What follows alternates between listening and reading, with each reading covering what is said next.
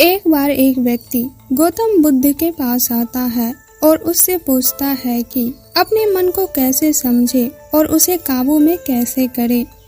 गौतम बुद्ध उन्हें एक कहानी सुनाता है। बुद्ध कहता है, एक बार एक राज दरबार में एक कलाकार आता है और इस कलाकार की खासियत यह थी कि वह जब भी अपनी कलाकारी दिखाता तो कोई ऐसा व्यक्ति नहीं था जो इसके कलाकारी को देखकर हंसे न।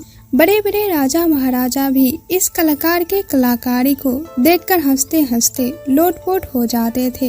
लेकिन इस बार वह कलाकार एक गंभीर राज दरबार में आया था, इसीलिए लोगों में थोड़ा सा संदेह था कि इस बार कलाकार अपनी कलाकारी को दिखाने में असफल हो जाएंगे। अब कलाकार अपनी कलाकारी दिखाने की शुरुआत करता है और वही होता है जो हमेशा से होता आ रहा था। राजा का हंसते हंसते बुरा हाल हो जाता है और राजा उस कलाकार के कलाकारी से इतना प्रसन्न होता है कि कलाकार को मुंह मांगे इनाम देने की घोषणा करता है। राजा उस कलाकार से कहता है कि मांगो, तुम जो भी मांगना चाहते हो, मैं तुम्हारे कलाकारी से बहुत प्रसन्न हूँ।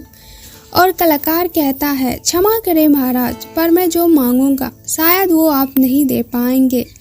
राजा अपने आसन से खड़ा होता है और कहता है कि तुम मेरी प्रसन्नता का मजाक बना रहे हो, क्या तुम्हें मेरी कही हुई बातों पर यकीन नहीं है? फिर कलाकार राजा से कहता है कि नहीं नहीं महाराज, मुझे क्षमा करें, मेरे बोलने का यह मतलब नहीं था, बल्कि मैं तो बस यह कहना चाहता था कि आप इस बात को फिर से दोहराएं।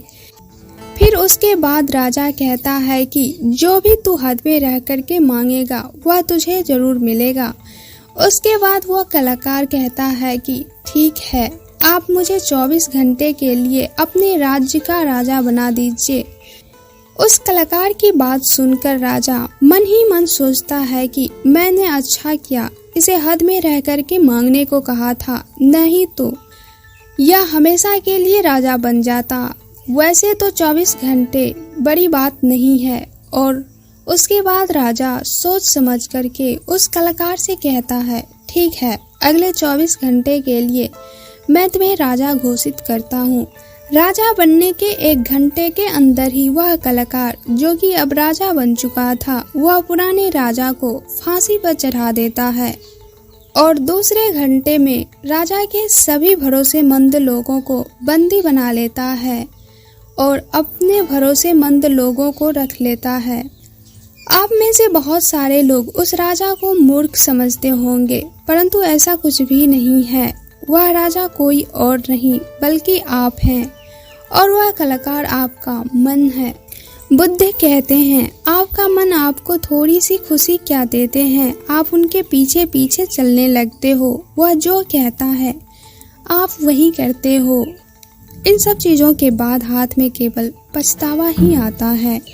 बुद्ध कहते हैं, किसी भी चीज को सुनना, देखना, करना गलत नहीं है, बस आप ये देखो जो आप कर रहे हो क्या वो सही है, क्या वो आपके लिए जरूरी है। नहीं है जरूरी तो उसे त्याग दो।